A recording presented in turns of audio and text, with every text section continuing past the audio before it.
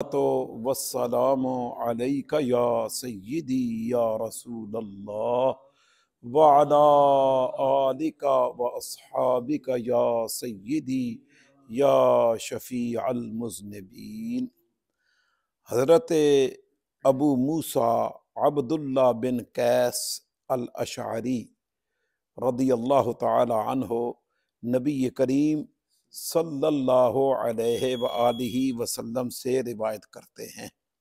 क़ाला, आका करीम सल्लल्लाहु अलैहि व आलिहि वसल्लम ने फरमाया, इन्नल्लाह ताला, बेशक अल्लाह ताला, यबसुतु यदहू बिल्लैल, फैलाता है अपना दस्ते कुदरत रात को, लियतूबा मुसी अल अन्नहार, ताकि वो तौबा कबूल फरमा ले दिन के गुनाहगारों की।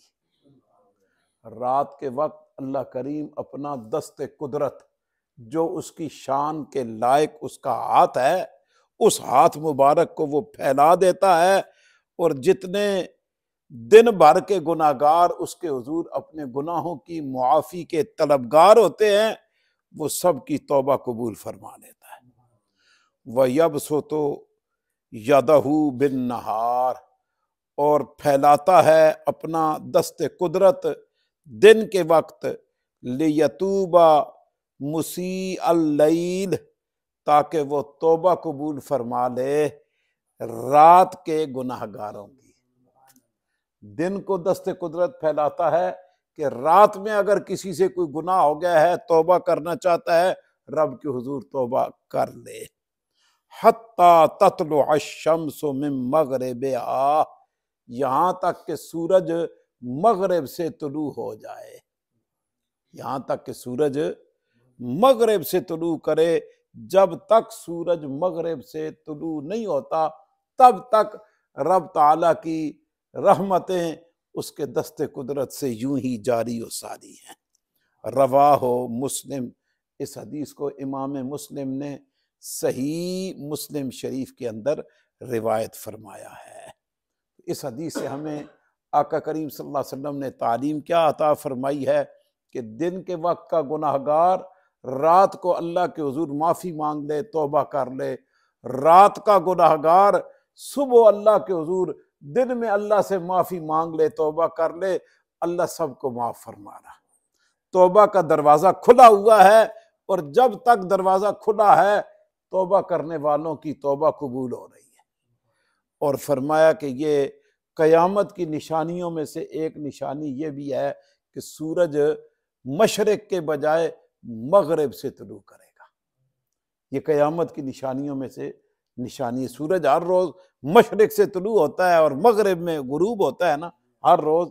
लेकिन कुर्ब क़यामत अल्लाह करीम सूरज मशरिक से ला के मगरिब में गुरूब करेगा, और मगरिब से फिर तुलू होगा, वापस निकल आएगा।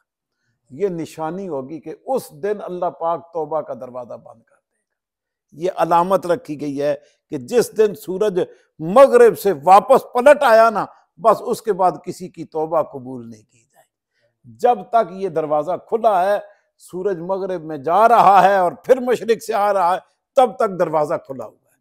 और जब तक दरवाज़ा खुला हुआ है, कोई बंदा अल्लाह के हुजूर मुआफ़ी का तलबगार हो, अपने गुनाहों की बख्शिश चाहता हो, अल्लाह उसे माफ़ फरमा देता है। अल्लाह पाक उसकी तौबा को कबूल फरमा लेता है। तो इसलिए कभी भी बंदे को अल्लाह की रहमतों से मायूस नहीं होना चाहिए कि रब की रहमतें जो हैं वो कम पड़ जाएंगी मुझे नवाज के। नहीं, वो नवाज के फिर नवाजता रहे, उसे कोई फ़र्क पड़ता नहीं है। तो इसलिए इस हदीस से आज हमने सीखा है कि बंदे को गुनाह से वैसे ही बचना चाहिए, और अगर खुदा ना खास्ता गुनाह हो जाए तो मुआफ़ी मांगने, तौबा करने में देर नहीं करनी चाहिए। फिल फौर रुजू इल्लाह कर लेना चाहिए, अल्लाह से मुआफ़ी मांग लेनी चाहिए। अल्लाह करीम बंदे के गुनाह मुआफ़ फरमा देता है, और उसके खाते में भी बाकी नहीं रहने देता। ऐसी मुआफ़ी हो जाती है। बस बंदा सिद्क़ के दिल से अपने मालिक व मौला को राज़ी कर ले। अल्लाह पाक मेरे आपके जुमला गुनाहों की मुआफ़ी अता फरमाए और हमें सिद्क़ के दिल से तौबा करने की तौफीक अता फरमा दे।